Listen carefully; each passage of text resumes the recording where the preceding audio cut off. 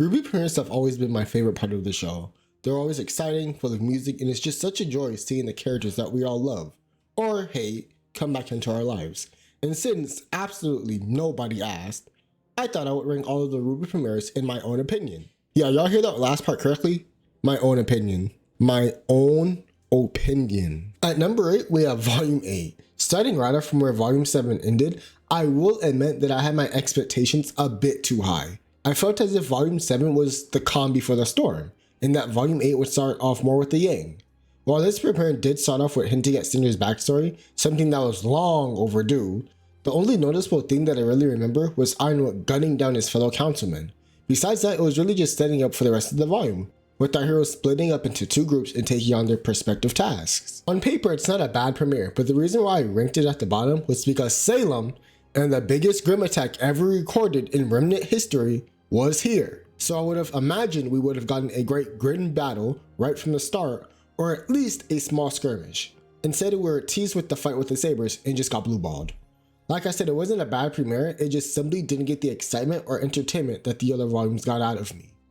Volume 5, Volume 5, Volume 5. I actually started on a good note for me. I was extremely excited to finally see the great and exotic Kingdom of Mistral. While this premiere didn't have a fight scene in it, it was still able to pique my interest quite a bit, as a conversation between Lionheart and Crow gave us a good understanding about the situation of the Spring Maiden, and the overall situation of the kingdom after the events of the fall of Beacon. But it was just finally nice to be in a new kingdom after hearing about it from the world of Remnants, and I just couldn't wait for our characters to explore it. Anyways, I thoroughly enjoyed Ying's scene, mainly due to the fact that we still had no clue which path she was heading to. Only up until a few moments later we would learn that she was headed to go see her dear mother Raven, who I'm just sure greeted her with open arms, and everyone in her tribe was just very accepting. I also thought that the Shady Man scene was quite funny too. On a final note on this premiere, while I wasn't the biggest fan of repeating Volume 4's post-credit scene, seeing the aftermath was quite entertaining overall, and I found this premiere to be enjoyable, and it managed to get a few chuckles out of me too. Volume 3's premiere I found to be the most difficult and the easiest to rank, mainly because I split up the premiere into two parts, the opening scene with Ruby and her mom, and the tournament section. Starting off with the tournament fight, out of all the opening fights, this is the one that I cared the least about. It was cool getting an introduction to the tournament and seeing Team RWBY face off against Team Auburn, but I didn't really see anything too special about this fight, except for the ending shot of Yang just plowing their entire team.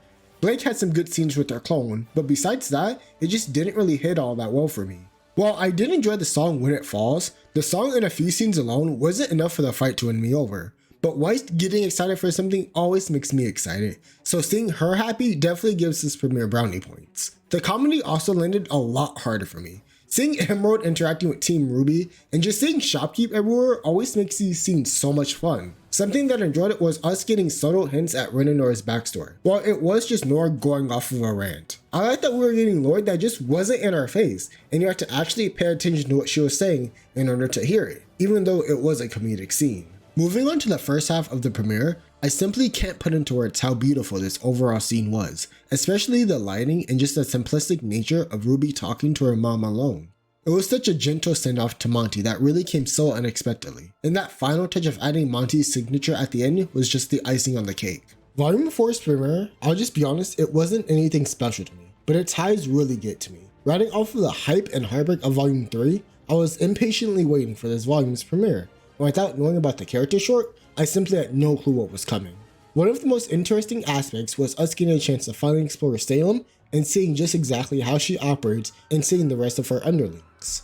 It was nice to see a bit of Weiss at the end and seeing a village operate away from the kingdom's protection, which we hadn't seen before. But besides that, all we got was John's new additions to his armor, a big cute chibi Ruby face, and one of my favorite scores in RWBY. The last part is really the main reason why I ranked it above the previous premieres.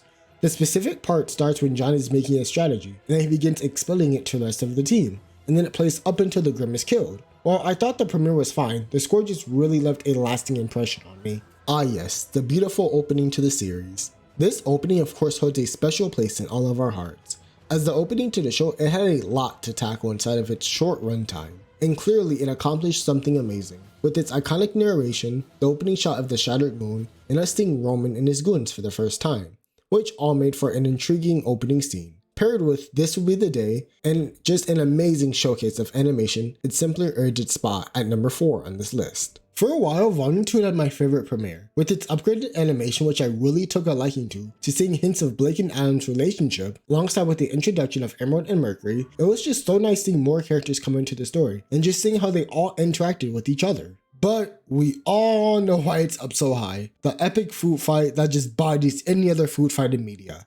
Yeah, I'm calling it now. Fight me. While there isn't much to say on this one, I enjoyed seeing the villains as well as they teased Cinder's next phase of her plan, and just the overall banter of Emerald and Mercury was just really great the entire episode. Originally, I didn't think Volume 7's premiere was going to be ranked this high, but after putting some thought into it, I just realized how much I enjoyed seeing the city of Mantle and Atlas. I had high hopes from this premiere, seeing as we were headed to a new kingdom and that there was absolutely no possible way that they were going to repeat the past mistakes of Volume 5 and not give us a chance to explore this kingdom. So I had high hopes.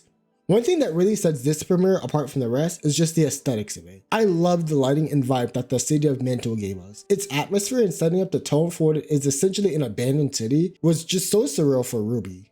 Seeing Pietro in his awesome gamer chair in the lead up to Penny's return was done well in my eyes. We also got introduced to a few new additions to the cast. The Aesops, first off, I just love their uniform. I don't know why, maybe it's just the red and white, but they just look fantastic and just crispy. While the fight scene was short, I enjoyed the shots and the combinations that they were able to pull off. Oscar's scene was great. Weiss and Rin's scene, a pairing that I really wasn't expecting, was just creative and fun. RWBY and Crow's scene I thought were done smoothly, and just overall, I felt a good flow from the combat, and I hope that it would continue throughout the volume.